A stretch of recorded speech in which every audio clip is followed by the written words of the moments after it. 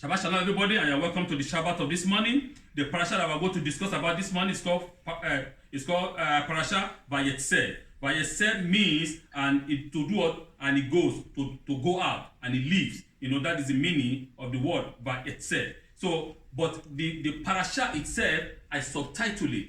The subtitle that I'm giving it is Yaakov the dreamer. Yaakov the dreamer. But Yaakov is not only a dreamer, he is the creator of his own vision. The man, because remember that we have this idea that in the Torah, if they ask you who is the dreamer in the Torah, everybody raise up their hands, say, who is the person? Oh, Joseph. Everybody knows Joseph as a dreamer. But actually, it's not Joseph that started it. Yaakov is a dreamer too. But we are going to see the difference between Yaakov and Joseph. Yaakov was not a passive dreamer. Yaakov was a man of action. Yaakov. He dreamed and he made sure that he has his own vision too, to align with that dream. Because most of us, we dream, oh yeah, I dreamed that God blessed me. For example, right? Oh, I dreamed that as I was going, right, and I saw a fantastic, anything, and as I hold it, and God began to bless me. Okay, that is good. That's a good dream, right? That's a positive dream. God is blessing you. Then, as a human being, what should you do? Most of us will say, oh, I dream that God is blessing me. Let me sit down and cross my hand and my finger. You will live and die in poverty. Because you are not doing action. You see, when you dream that God is going to do all to bless you, what do? You go out there and walk. As you begin to walk, you begin to see the blessing flowing from the throne of God. That is what I am saying, because Yaakov was a man like that. He had a dream. I didn't say, oh, okay, I see this place as a place of heaven. I sit down and I fold my hands. No, Yaakov went to walk to Aran and begins to walk. And he begins to shape that dream with his own vision.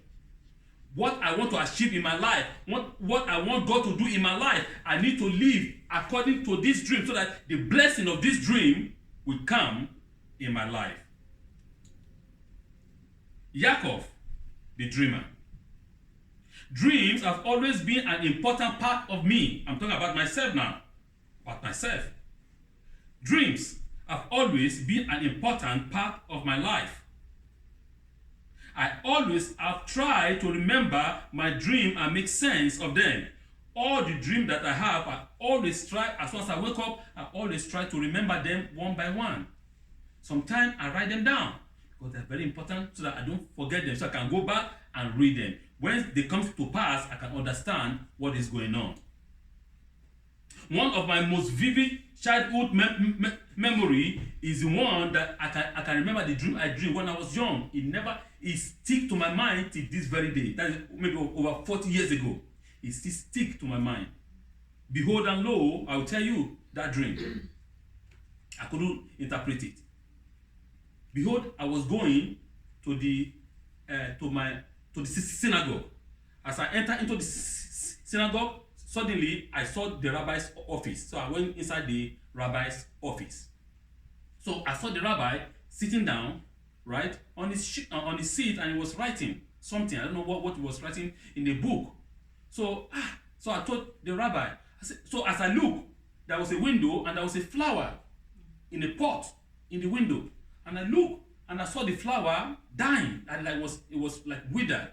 And I said, oh, Rabbi, you are not watering the flower. This flower is dying. Why don't you water it? Then the rabbi told me exactly what he said. Long time, over 40 years ago. The rabbi told me that, oh, I was busy. I said, oh, but the flower need water. If you don't want it, give it to me. Then he said, oh, take it. I don't need it. Take it. So I went. As soon as I put my hand in the vase, the vase, the pot of the flower. As I put my hand like this, the flower became green. I was shocked, and I looked, and there was a flower, that comes out from the plant, and I woke up from that dream. I I wrote it down. It stick to my mind.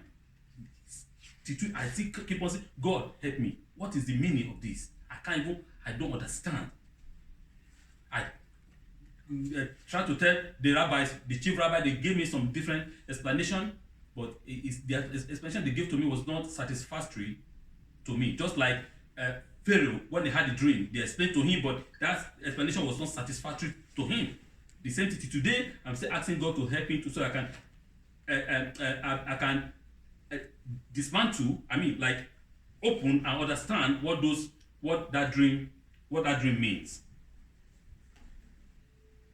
Every time, as a child of God, we have to understand that we do have a dream.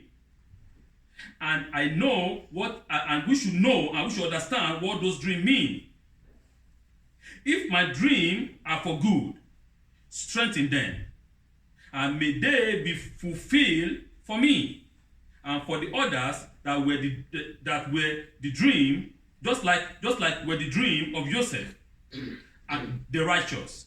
And if they need healing, heal them as you heal Hezekiah, king of Judah, from his illness, Miriam, the prophetess, from her leprosy, and Naaman from his leprosy. I said, if this dream that I dream, O God, is for good, please fulfill it. And let it be a blessing for not only me, but for everybody. Remember, there is a point there. Because what I saw was, I was going into the temple, into the synagogue. The rabbi was sitting down, writing, busy. It was the rabbi, me, and the plant. The same thing here, it was Yaakov alone, and God and the angel descending and ascending. But remember that Yaakov, God told him that you will be a blessing to what? To every. Not this dream is not only for Yaakov, but for the descendant of Yaakov and for the whole human race. And that is why Yaakov said that's why we always pray that God, if this dream are for good, don't let it only for good for me alone, but for everybody that is going to be involved. For me, this prayer means a number of things. First, it means that dreams were to be taken seriously. Second, it meant that dreams both reveal and conceal. Unlike Moses, to whom God spoke plainly and not in riddles. For example, in Numbers chapter 17, verse 7. Dream speaks to us ambiguously and tentatively. If you will, somewhere among all the images we dream, many of them are both simultaneously seductive and repulsive. But under that lies the truth about ourselves and the world in which we live. Dreams are mysterious. Never joke or play with your dreams. Remember that there is a understanding among us sages. I said, what is the purpose of dream? Why do we dream? Yeah, we can sleep and rest. Why must we dream? Why? What's the purpose of dream? You see, dreams is a spiritual thing. It has true understanding. Either things that has happened in the past, either things that is happening now, or other things that is going to happen in the future. We need to put that dream, I always put in those three concepts. What has happened in the past, what is happening now, and what is going to happen in the future. And now, again, dreams are also caused by your own physical activities. But if it is not a physical activities, dreams that involve images, like animals, like other things that you don't even know, that you never even seen before. Please and please. And if you remember, from the beginning of the dream, you remember every point of it, completely from the beginning to the end, without forgetting nothing. Such dreams are very, very important dreams. Don't play with them. Write them down. If you cannot understand it, ask people to help you to interpret it, because inside dreams are codes that needs to be decoded. Once you decode those dreams, you will find a mighty blessing in them. It might be a warning. It might be for protection. It might be for all kinds of things. So dreams are extremely important. I cannot overemphasize on that. And as I said just before it escaped my mind, as said, he said that dream is like when we sleep, right? It's like that the soul of a man goes to the heavens, and whatever that soul sees in the heavens, right? Then when the soul is coming back, it takes those pictures along with him and bring that picture into the mind of the man, so you can be able to remember all the things that you see in the heavens where you go and recharge. This is very, very important because dreams has meanings, and there is a purpose for a dream.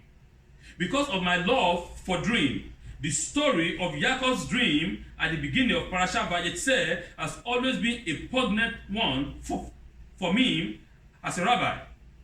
Yaakov is the first dreamer in the Torah, so to say. But we have Adam dreams. I'm not saying that Adam doesn't dream. I know that Abraham dreamed because God spoke to Abraham in dreams too, right? God spoke to Abimelech in dream. God communicated with other people in dream. But why I said that Yaakov is the first one as a dreamer was because of the action that takes place in his dream, seeing the angel going up and down on the ladder. What is the purpose of this? Why this?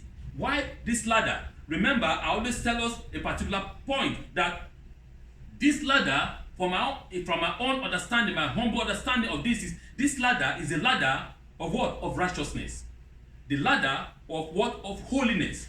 And in this ladder, there is a step by step until you can reach into the heavens. For example, look at the old world, right? We have the old world. And out of the old world, God took a nation, Israel, right?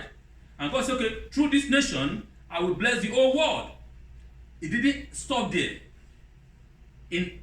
Among the Israelites, what did God do? God chose a family, right? I said, through this family, I will extend my knowledge to everybody, right?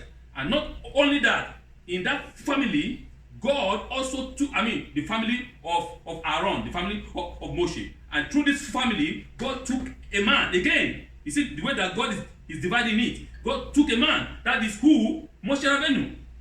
Right? I said, okay, Moshe Rabbeinu, I will choose you to go and do what? And spread the word of truth. So this is what I'm saying. It's a step by step and step by step. It's not, God can use everybody that he wants. He is God. But what I'm saying here is, for God to reach, to spread the word of the Torah, he needs a man. He said, I'm going to take this man, and through him, my word will spread. Or through this nation, my word will spread to the ends of the earth. God appeared previously to Abimelech in a dream in Genesis chapter 20, verse 3. But Yaakov is the first to have a dream that contains symbols that needs to be deciphered as well as unambiguous divine communication. Of course, part of Yaakov's dream is an explicit message. God promises that the land upon which Yaakov lies will be given to him and to his descendants, and that God will protect Yaakov in his wandering and eventually return him to the land that God has promised him. Genesis chapter 28, verse 14.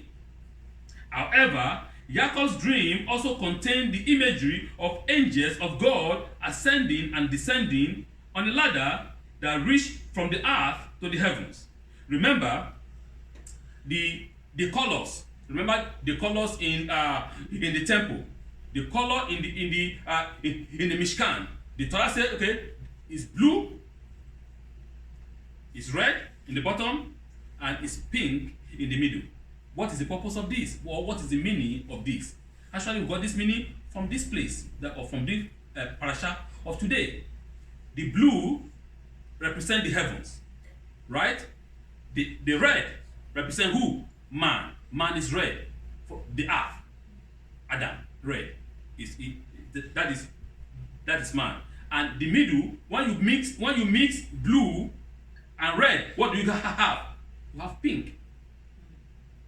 And that pink meaning the center point where the heavens and the earth match. And this is the center point. And that is the understanding of Yaakov. Yaakov, I didn't know that God is here. This place is nowhere than the what? Bethel. This is the house of God. This place is actually where the heavens and the earth meet. That is the understanding of Yaakov after he woke up from the dream. And that is why the temple was built on that particular place, because we understand that the temple is the meeting place between between heaven and earth, between God and man. It is worth asking why the nature of divine message changes at this point in the Torah. Why does God speak in riddles when it is possible for God's will to be shown or to be known clearly? Perhaps this shift coincides with the first time the people of Israel as represented by its eponymous founders go into exile. Indeed, when those bringing the first fruit recount our enslavement in Egypt, they begins by recalling that an Aramean wanted to destroy my forefathers in the book of Deuteronomy chapter 26 verse 5. Exile means estrangement. It means the link between God and Israel is attenuated.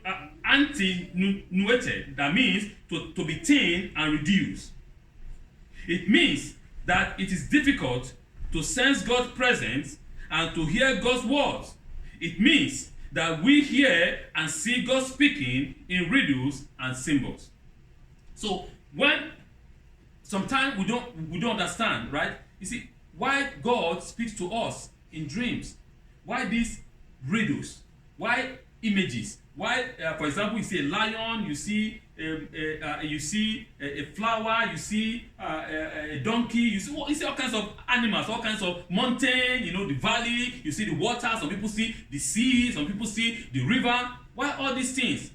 Why does God speak to us in riddles?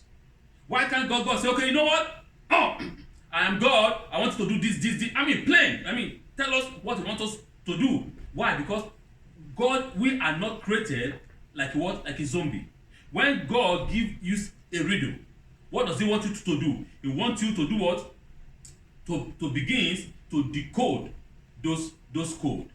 Because you have to do some part too. You have to do your own part. You have to do your own work. Because most of us, we just want to sit down, cross our hand, and let everything be done what? For us. No, it doesn't work that way. You have to use your own mental capability, your own mental mind. Seek help. Go here and there, ask, okay, I need this dream to be what? To be decoded. Because most of us will have a dream that we don't even understand, and we keep our mouth shut. Right? We put it in our mind. We put it in our, you say, okay, I'll just forget about it. But you don't know, maybe that dream is a warning for you. You don't know, maybe that dream has a purpose. That dream, you have to do what? You have to decode that dream for you to be able to understand what is God trying to tell you. An important consequence to symbolic dream is that they require interpretation, unlike explicit communication.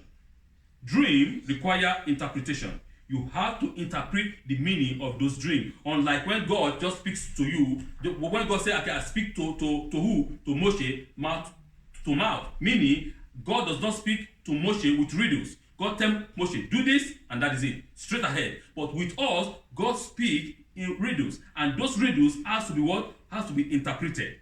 And if you fail to interpret it right, then you might face the consequence, because it might be a warning.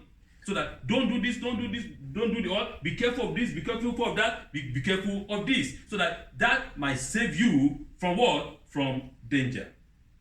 In other words, I cannot interpret God's vision unless I have the ability and the willingness to create vision of my own, just like what Yaakov is creating for himself. Such a process places a great deal of responsibility on the dreamer's shoulders. One can never be sure that one's interpretation is what God actually intends. You cannot be sure 100%. Yes, but at least you try as much as you can. Remember that you have to create the vision of your own. Not just, I have a dream and that is it. No, you have to create a vision to match that dream.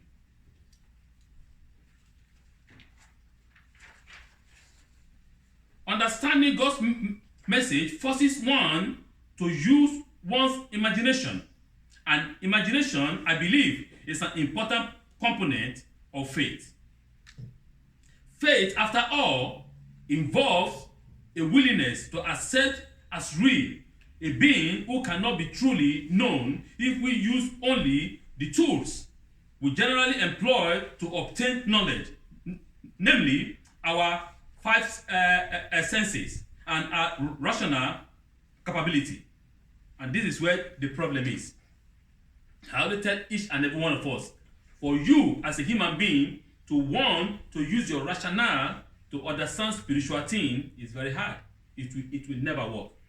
It will. You can't. I know. They said, let us try to use, our common sense. Yeah, use your common sense, And nowadays, what is common is no longer common, because many people nowadays don't even have a common sense.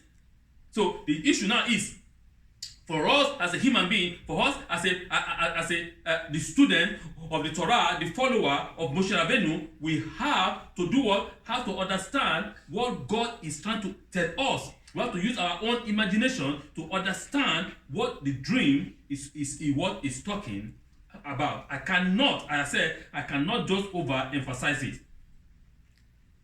Only if we are willing to imagine can we hear and see and feel God's presence. We have to want to imagine it. Let it be clear that I am not describing faith as a game of make or believe. No. Rather, I mean to say that the deepest truth as far transcends our own limitedness, that only the generosity of mind and spirit called imagination can allow us to go beyond the narrowness of self and embrace the reality of God. God's universe and God's Torah. God's universe is different from us. This is physical world. And God reigns both in physical world and in the spiritual world. One thing here might mean different things at the other side. We don't know, because I've not been there.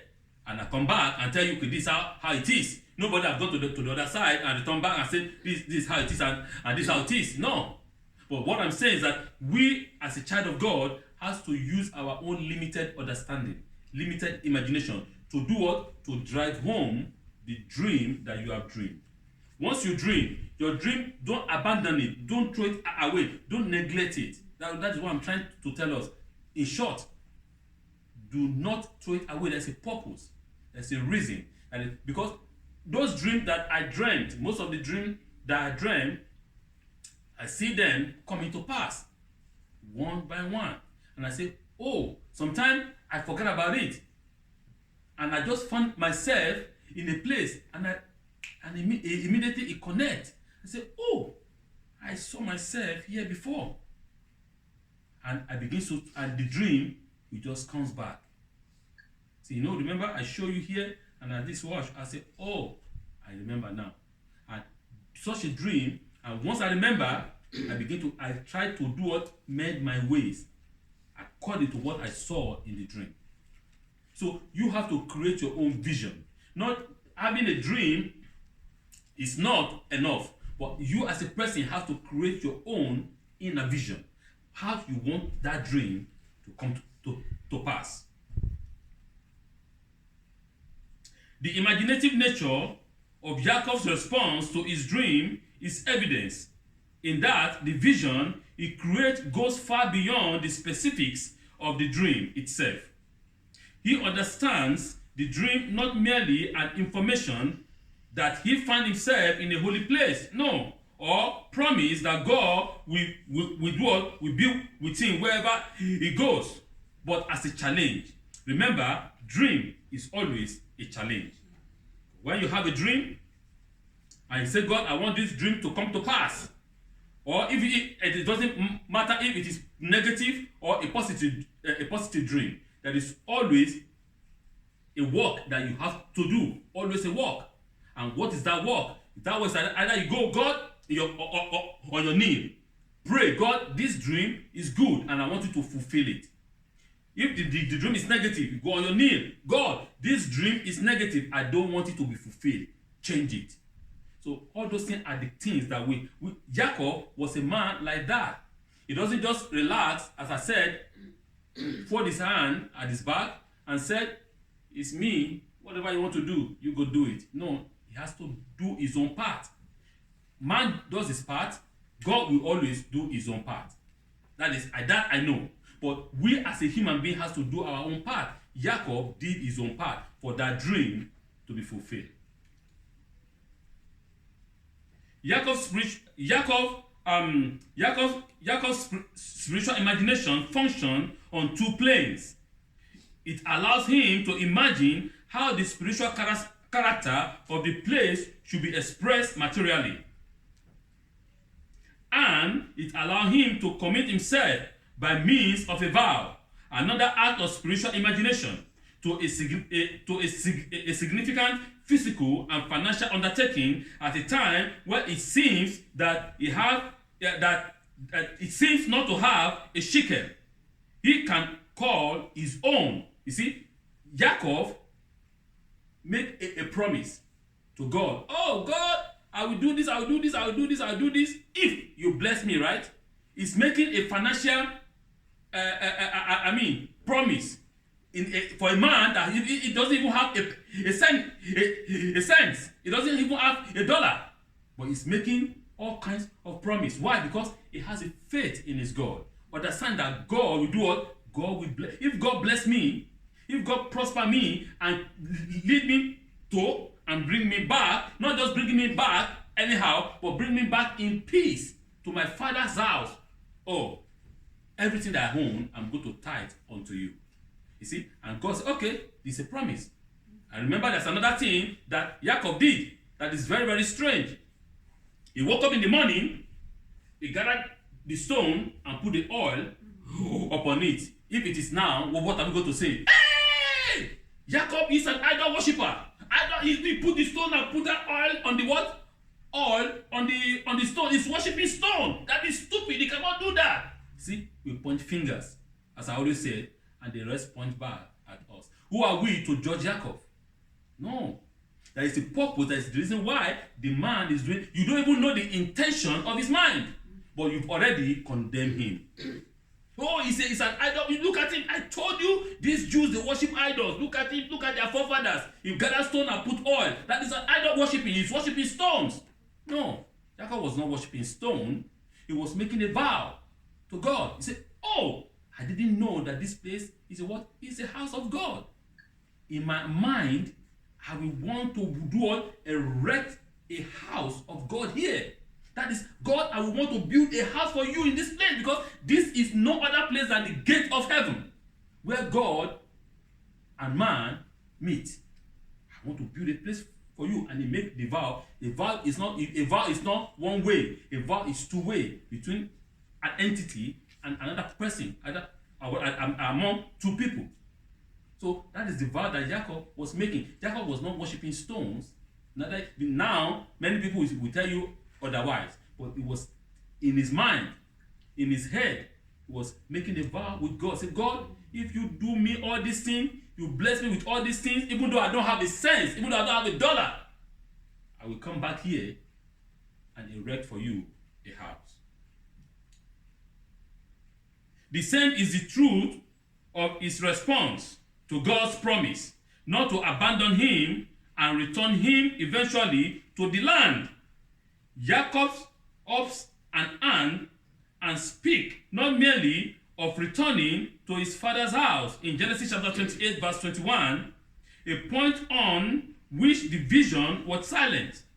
For Yaakov, there cannot be returned without seeing his father and mother once again. And indeed, many years later, Yaakov came to his father's Isaac at Mamre. Genesis chapter 35, verse 27.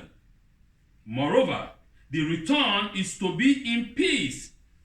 And this, which is in Genesis chapter 27, verse 21, say that is an illusion to the cessation of the hatred and hostility of Yaakov's brother Esau towards him. He said, if you God will bring me back in what? In peace. He understood what he has done.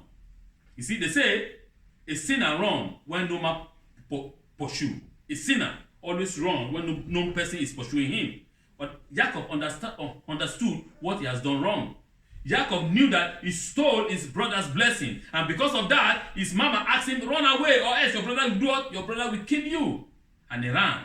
I said, but God, he said, God, I want you to return me back in peace. I want to have peace. I want to have shalom. I want you to do what? To do a miracle for me. So that my brother will not be angry with me. So that my brother, that hatred, that hostility in my brother's mind, God Almighty, please remove it. Eradicate it. So that when I meet my brother, we will all rejoice, both of us together.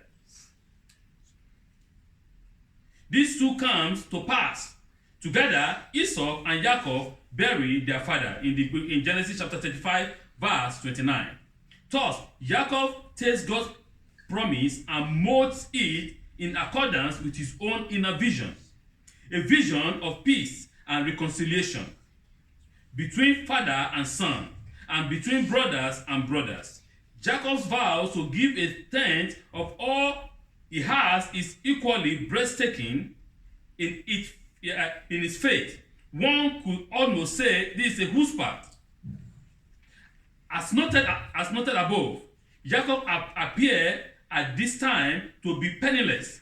Nowhere do we read of camel laden with gold, silver, and other fine jewelry, as we do during the time of Abraham's servant mission to Haran to find a wife for his son Isaac. Given this present state of Yaakov is offering 10% of nothing. Yet to Yaakov, such a vow is not ludicrous. He is confident that God merely supply him with enough to eat and a shirt to cover him, a shelter, bread, water, protection, to and fro, and come back to his home, that he will use this gift to prosper so that he can in turn give of that prosperity back to God. Remember, I always tell us that it's nothing free under the sun. I always tell us that. Everything is exchange. You give and I give. The only person that always give without looking back is God himself. That is it. He gives, he flows. He just gives, he gives to his creation. He gives. Love, as he said that love is equal what? Give. But in the human world, love equal take. Love is not to take. Love is to give. Just give. And never okay, I give you, tomorrow you give me back, okay? Because I'm giving you now, eh? That is not love. Love is to give. You give. Don't look back if you are going to receive it back or not. Let God repays you. So we can see the enormous faith of Yaakov Avinu. The faith of Yaakov, even though in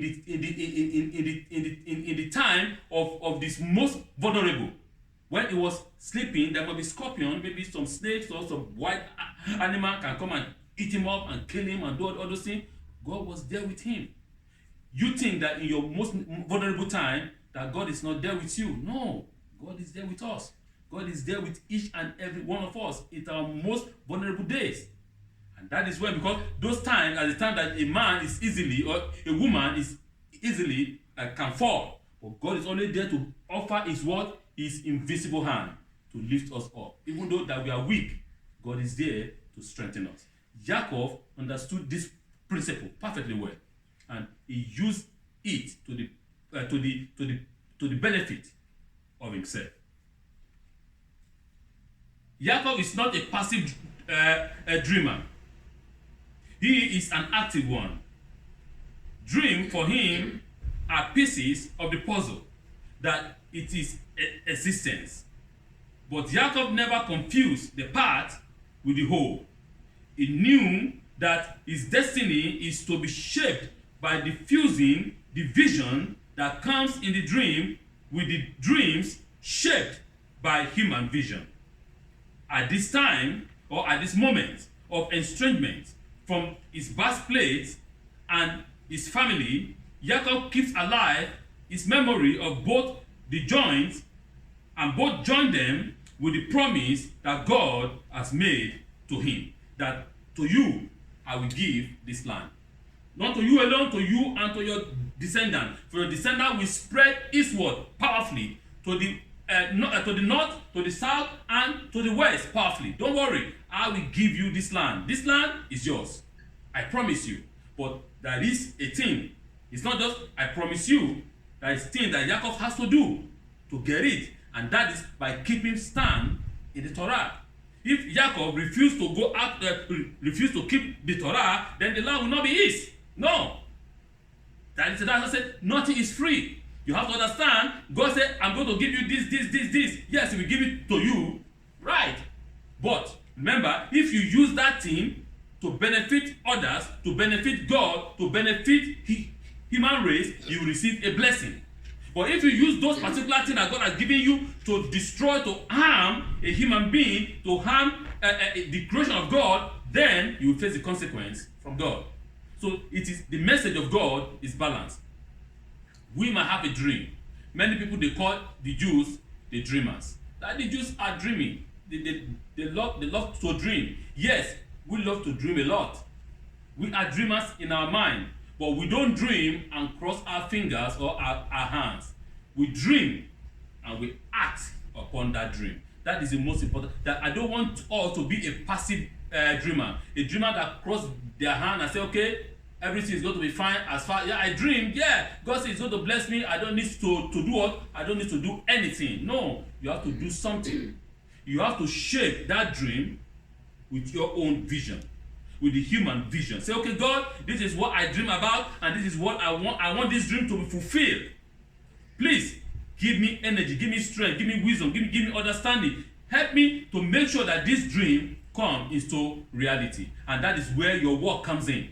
That's why you have to begin to walk in the path of just seeing the path of the Torah and the path of God, and God will fulfill the dream that he has given you. Yaakov, the dreamer. Yaakov is not only Joseph that dreamed, but his forefather before him dreams. And that is why Yaakov actually loved Joseph, because they understand each other, because both of them are dreamers. So this is the point I want us to know, that today, that we don't just dream alone, but we should create our own vision to go along with the dream. Parshas Va-Yetze. Shabbat Shalom.